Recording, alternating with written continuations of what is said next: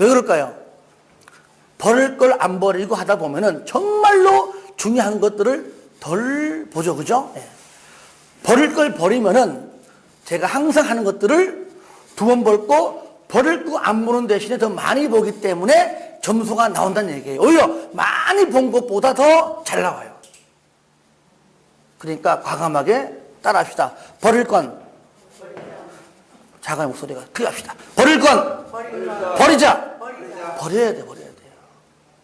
버려야 돼요.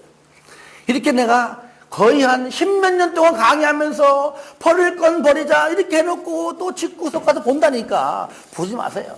근데 한 번은 보는 건 좋아요. 그냥 무슨 내용인지 궁금하니까 한 번은 봐. 그리고 공부할 때는, 암기할 때는, 집중적으로 할 때는 저랑 같이 하는 것만 보자. 아시겠죠? 명령이 아니라 부탁이야. 아시겠죠?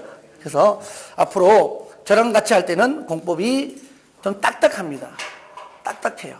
민법, 물론 법률 과목은 처음부터 쉬운 게 없습니다. 그런데 민법은 그래도 하다 보면은 한 번쯤은 내가 경험했고, 한 번쯤은 내가 집 사봤고, 한 번쯤은 내가 집 팔아봤고 등등 아는데 공법은 한 번도 안 해봤거든요. 안 해봤어요. 뭘 해봤습니까? 아파트 지어봤습니까?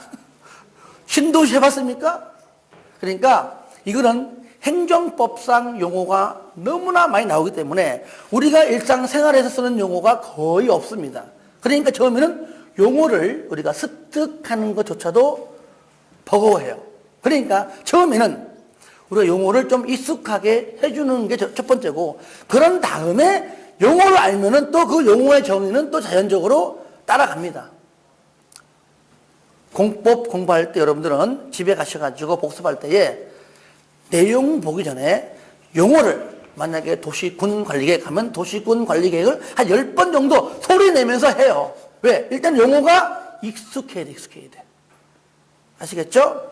그리고 저랑 강의할 때는 제가 따라하라 소리를 많이 합니다. 따라해야 됩니다. 따라해야 돼요. 젊은 애들이야 무조건 쓰면서 외우지만 나이 먹었잖아요. 언제 쓰면서 외우냐고요. 따라하다 보면 어느 순간 한참 하다 보면 벌써 그것이 자연스럽게 머리에 박힙니다. 왜요? 반복해서 3번, 4번 하기 때문에 그렇습니다. 이왕 따라하는 거 어떻게 하자고요? 작게 할까요? 크게. 옆에 있는 분들 의식하지 말고 크게. 누구를 위해서? 나 자신을 위해서입니다. 한번 따라해 보겠습니다. 따라하자! 저거 안 돼. 더 크게. 따라하자! 따라하자! 그래요. 따라해야 됩니다. 따라하다 보면은 알게 됩니다. 한 번 더. 따라하면 반드시 붙고, 안 따라하면 간신히 붙는다. 그러니까 일단은 공법은 좀 즐거워야 돼요.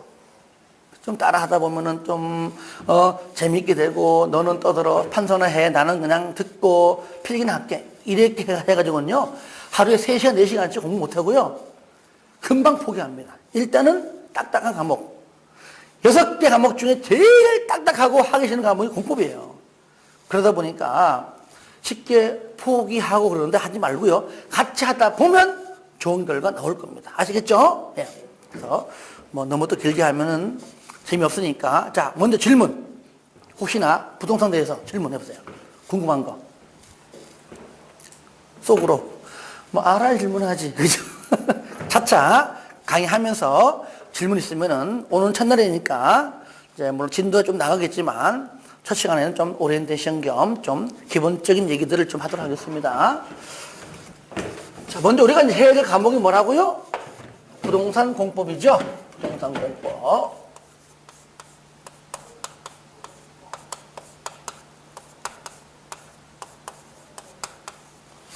공법인데, 부동산 공법은 우리가 먼저 이제 이걸 알아야 됩니다. 부동산이 뭐고 공법이 뭐냐. 우리가 부동산 그러면 우리가 또 공부하면서 부동산이 영어로 뭘까요? 그 정도 단어 한 개쯤 알자고요. 더 이상 얘기 안 합니다. 아시겠죠? 들어봤죠? 그죠? 뭐라 부르죠?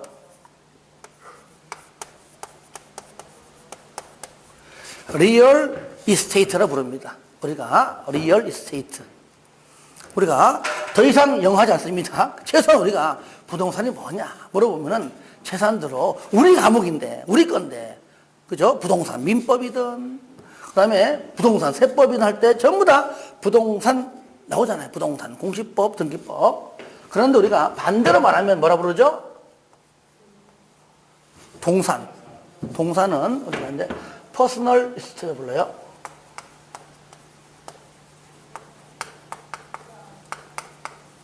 그래서 우리가 참고로 그냥 하시기 바랍니다. 참고로 동산은 퍼스널 이스테이트라고 부른다. 그럼 우리가 이제 부동산이 뭐냐라고 물어봤을 때에 너무나 막 길게 설명하고 막 장황하게 A4 용지 한 장으로 설명하면 알아듣들 못합니다. 그러니까 아주 간략하게 간단하게 부동산은 뭐냐 요것이 다라고 나와줘야 금방 이해가 됩니다. 그것이 법률적으로 규정되어 있습니다. 어디 있냐면은 부동산은 민법 제 99조 1항이 있습니다. 1항에 보면은 정확한 용어 이렇습니다. 토지 및 그 정착물은 부동산이다 나와요. 반대로 말하면 부동산은 토지 및 그 정착물 요겁니다. 토지 및 그 정착물.